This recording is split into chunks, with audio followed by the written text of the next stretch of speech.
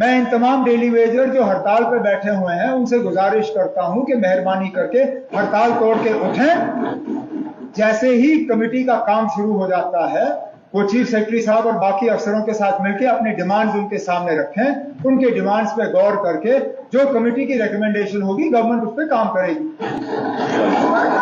तो आज मैं माननीय चीफ मिनिस्टर जम्मू कश्मीर उस समय के और इस समय के ये जो मैं डॉक्यूमेंट प्रूफ दे रहा हूं, अगर उनके पास कोई और चीज है तो वो हमारे साथ टेबल पे भी डिस्कशन आ सकते हैं, पब्लिक डोमेन में भी आ सकते हैं। मैं ओपन चैलेंज करता हूं उनको, कोई भी, ये 6 मेंबर थे उसमें कौन कौन था ये देखिए। रूरल डेवलपमेंट के चेयरमैन जो थे वो फाइनेंस मिनिस्टर थे राथर जी, रूरल डेवलपमेंट के जो थे वो अली मोहम्मद सागर जी थे, ऑनरेबल मिनिस्टर मेडिकल एजुकेशन ताज मोइनुद्दीन थे, सब लोग यही थे। अर्बन डेवलपमेंट रिगजन जोरा, पब्लिक हेल्थ का मैं था, तो प्लानिंग का Sadotra ji and parliament affair minister, 7 मेंबरी कमेटी थी। ये उनके कैबिनेट सब कमेटी के मिनट्स भी साथ लगे हैं, लिस्ट भी लगी हुई है। तो दोष भारतीय जनता पार्टी का और श्यामलाल का है। उल्टा चोर कोतवाल को डांटे। और मैं आपके माध्यम से उमर अब्दुल्ला जी को ओपन चैलेंज करता हूं कि वो मेरे साथ, हमारे साथ बैठ के आके ओपन डिस्कशन, हम भी उनके दरबार में चलते हैं और माननीय चीफ मिनिस्टर साहब भी उनके दरबार में कश्मीर वालों को भी बुला लें और जम्मू वालों को भी बुला लें, और दूध का दूध पानी का पानी हो जाएगा कि किस पार्टी ने उनके साथ इंसाफ नहीं किया है और किस लीडरशिप ने नहीं किया है। और मुझे लगता है कि उस समय की उमर अब्दुल्ला की सरकार और आज की उमर अब्दुल्ला की सरकार में कोई फर्क नहीं है। वो कहीं ना कहीं अपनी जो जिम्मेवारी है उससे बचने की कोशिश कर रहे हैं, भागने की कोशिश कर रहे हैं। लेकिन हम जनता जनार्दन के चुने हुए नुमाइंदे हैं। भारतीय जनता पार्टी उनको जो लोगों के विषय हैं उससे भाग के जाने वाली नहीं, भाग के जाने देंगे। और ये जो daily Vaser, daily rated, casual labour 47 department के हैं, उनके साथ शाना बशाना हम खड़े हैं और उनकी लड़ाई यहां से लेके, और अगर कोर्ट में भी जाना पड़ेगा वहां भी हम लड़ेंगे।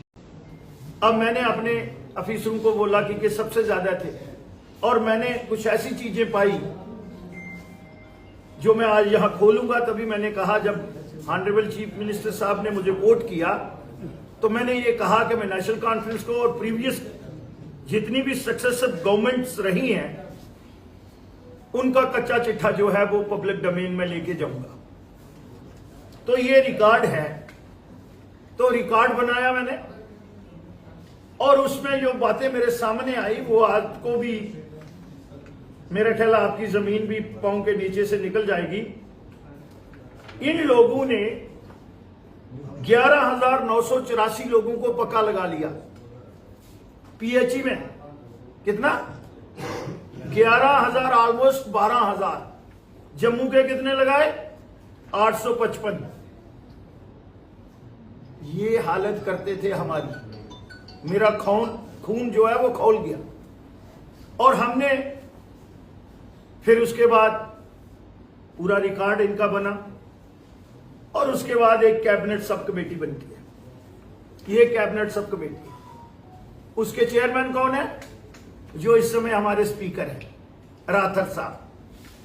उसमें ये 61,011 लोग जो हैं 47 डिपार्टमेंट में, उस समय की बात कर रहा हूं, 2014 की। ये जो मीटिंग हुई थी हमारी, ये मीटिंग हुई थी 30/9/2014 को, जब 58 की 60 इन्होंने की। उस समय भी मैंने कहा कि नहीं, 58 से 60 नहीं करो, इन लोगों को रेगुलाइज करो, क्योंकि उस समय 7,200 स्कीम थी, और उसमें 7,200 स्कीम में 5,000 स्कीम, 4,800 कुछ स्कीम जो थी वो जम्मू में थी, क्योंकि कश्मीर में बाई ग्रेविटी पानी आता है, जम्मू में बाई स्टेजेस पानी जाता है और 4-4 स्टेजेस भी हैं। एरिया भी हमारा ज्यादा है, टोपोग्राफी भी है। तो जब उस कैबिनेट कमेटी में बात कहां से बिगड़ी, तो उन्होंने कहा कि भाई 2311 में कश्मीर में से सिर्फ 7500 लोग हैं, 7515 कश्मीर डिवीजन से है। पूरा रिकॉर्ड है मेरे पास। अब ऐसा करो कि हमारे भी 10,000 और लगाओ। वो लिस्ट भी है मेरे पास, मैं देखता हूं कल वो जहां आते हैं वहां वो लिस्ट भी दूंगा। और उस समय जो मेरे साथ नेशनल कॉन्फ्रेंस से एमओएस थे, मैं नाम नहीं अभी लूंगा, थोड़ा सबर, उनको पर्दा रखेंगे, सबर भी हम भी रखेंगे, क्योंकि अब ये लगातार है। अब उन्होंने बोला है तो फिर सुनना भी पड़ेगा और लोगों को जवाब भी देना पड़ेगा। और ये पीएचई के जितने और इरिगेशन फ्लड या डेली वेजर जितने भी हैं, आज अब जब उनको कश्मीर में पता चला है और उनको पता है कि भारतीय जनता पार्टी सिंसियर है, तो इन्होंने, मैंने कहा नथिंग डूइंग, आपने 11,129 पहले ही लगा लिया है कश्मीर में, तो मैं कल अपने लोगों को क्या, मैं असूलों के साथ राजनीति करता हूं, यह मैं उमर अब्दुल्ला जी को जवाब दे रहा हूं। मैं नहीं माना। उसके बाद भी 5 दिन रशाकशी चलती रही और 5 दिन के बाद मुझे रिजाइन मैंने प्रोटेस्ट में कर दिया और डाइसेंट नोट भी दिया। और आज उमर अब्दुल्ला जी ये कहते हैं कि फिर तो श्यामलाल जी को भी बताना पड़ेगा, तो मैं बता रहा हूं। अब जो लीडर ऑफ द हाउस है जम्मू कश्मीर के चीफ मिनिस्टर को आना चाहिए, जब वो सारा प्रोटोकॉल एंजॉय कर रहे हैं और ब्लेम कर रहे हैं कि आप 10 साल का हिसाब दो। आदरणीय एलओपी साहब, नहीं, मैं वो भी हिसाब दूंगा। 4500 उस समय फिर इन लोगों ने, बीजेपी ने, मैं तो 2019 में आया, 2015 और 16 में इन्होंने क्या किया, बीजेपी ने, उनने हमसे पूछा है ना, इन्होंने उन तमाम लोगों का रिकॉर्ड जो था उसको स्टेट किया और उन लोगों को ऑनलाइन किया। और पहले उनको 6,000 पे ले गए।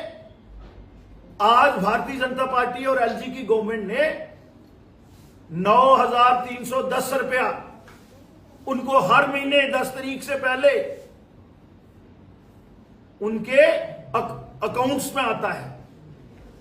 और ये लोग बोल रहे हैं भारतीय जनता पार्टी ने क्या किया। आप लोगों ने गुनाह किए हैं और इतने इतने बड़े गुनाह किए हैं, तभी मेरी स्टेट को यूटी बनवाने वाले ये लोग हैं।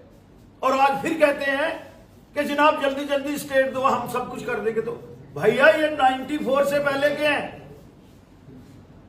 और फिर बड़े फकर से कहते हैं हमने लगाए हैं, हम ही पक्के करेंगे। कब करोगे? आधे तो बेचारे चले गए घर ऐसे ही, उनमें से 10% तो इस संसार को भी छोड़ के चले गए, उनके परिवार पूरे तबाह हो गए। और सवाल भारतीय जनता पार्टी से पूछते हैं, सवाल 2013-14 का श्यामलाल से पूछते हैं। डेली वेजर्स का इश्यू है और पिछले कुछ समय से पीएचई के डेली वेजर्स आंदोलन कर रहे हैं, हड़ताल पे। ये गंभीर तब हुआ जब पीएचई डेली वेजर्स ने काम छोड़ो हड़ताल का आह्वान किया। हमें उसी वक्त अंदेशा था कि इसके परिणाम आम जनमानस को भुगतने पड़ेंगे। फिर इसको प्रोलॉन्ग करने के लिए 72 घंटे की और हड़ताल एक्सटेंड करके लोगों की सामने समस्याएं और ज्यादा बढ़ गई। इसी को लेके कल असेंबली में मैंने डेली वेजर से बात करने के लिए सरकार को आह्वान किया, दूसरी बार भी किया। नॉर्मली एक परंपरा होती है, कोई भी विधायक किसी इंपॉर्टेंट इश्यू को रेज करता है तो तुरंत सरकार की तरफ से कोई न कोई मिनिस्टर उस पर रिएक्शन देता, प्रतिक्रिया देता। लेकिन आयरनी देखो, कोई रिएक्शन नहीं। आज भी हमने कहा कि सरकार रिस्पॉन्ड करे, कोई जवाब नहीं। विधायकों ने डेली वेजर्स के इशू को लेके, जनमानस की समस्याओं को लेके हाउस में बहुत ज़्यादा विरोध किया, वॉकआउट भी किया। बड़ी बदकिस्मती है, उमर अब्दुल्ला साहब जो चीफ मिनिस्टर हैं इस वक्त सरकार के, उनका मैथमेटिक्स भी खराब है। 10 साल हर सवाल का जवाब देते हैं, वो 10 में फंस गए हैं। और मैं निवेदन करता हूं कि वो अपना मैथमेटिक्स ठीक करें। हमारी सरकार अलायंस में केवल 3 साल रही, 3.25 साल रही। उस 3 साल में हमने एक हाई पावर कमेटी बनाई। High power committee group of ministers ने एक रिपोर्ट तैयार की, 520 का SRO लाया, जिसके तहत इन डेली वेजर्स को रेगुलर करने के लिए एक पॉलिसी। उस पॉलिसी को इंप्लीमेंट इसलिए नहीं कर पाए, सरकार गई, उप राज्यपाल महोदय का शासन आया। उप राज्यपाल महोदय ने बहुत बड़ी इन डेली वेजर्स पे मुझे लगता है कृपा की। इनकी सैलरी 9350 रुपया की, जो आज ही उमर अब्दुल्ला साहब को पता चला। उनके दिमाग में तो मुझे लगता है केवल 1000-1500 का ही था। उन्हें ये नहीं पता कि ऑनरेबल LG साहब ने इनकी सैलरी को इंक्रीज किया और 9300 सैलरी पहुंचाया। मौकरी देखो सरकार की, वो भी हमारे नारे के साथ, डेली वेजर्स के साथ इंसाफ करो ऐसा नारा दे रहे थे। जबकि हम चाहते थे कि इन डेली वेजर्स के साथ कोई मिनिस्टर, कोई ऑफिसर जाके बात करे और इन्हें आश्वासन दे कि जो कमेटी बनाई है वो कोई रिजल्ट देगी 6 महीने के बाद, या जो कमेटी पीछे बनी थी हमारी अलायंस गवर्नमेंट में, वो सीधे इंप्लीमेंट कर सकते हैं। उसे तो कुछ करने की आवश्यकता नहीं थी, वो भी इंप्लीमेंट कर सकते थे। तो इन सारी चीजों को वो दरकिनार करना चाहते हैं, लगातार गुमराह करना चाहते हैं, झूठ बोलना चाहते हैं दोबारा से। और जिस प्रकार से आज रवैया सरकार का रहा, 10 साल कह के मैं दोबारा कहूंगा मैथमेटिक्स खराब है। उसके बाद पिछली सरकार का भी हवाला देके, तो मुझे लगता है कि ये दुर्भाग्यपूर्ण है। ऐसी उम्मीद सरकार से नहीं थी। डेली वेजर्स भी हमारे समाज का एक अंग है, इनके साथ बात करने से इनका कोई घमंड टूटेगा नहीं। बट इतना एरोगेंस पहली बार हम सरकार का देख रहे हैं।